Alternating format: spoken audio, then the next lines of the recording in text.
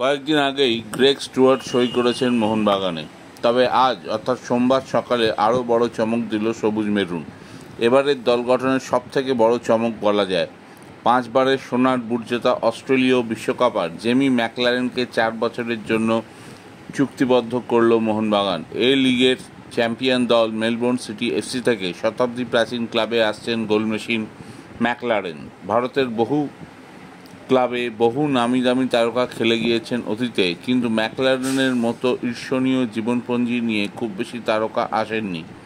অস্ট্রেলীয় লিগের 5 বারের গোলদাতা, সর্বোচ্চ গোলদাতা, 5টি সোনার বুটের মালিক শুধু নন, 30 বছর বয়সী এই মহাতারকা সে দেশের ইতিহাসেও সর্বকালের সর্বাধিক গোলদাতা।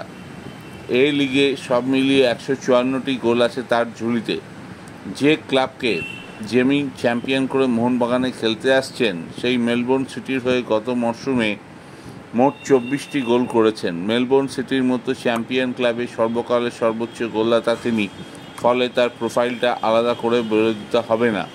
মেলবোর্ন সিটিতে টানা 5 বছর খেলেছেন জেমি, গোল করেছেন 142 ম্যাচে 103টি। ফুটবল বিশ্বকাপেও খেলেছেন অস্ট্রেলিয়ার জার্সিতে মেসির পাশে কাতারে।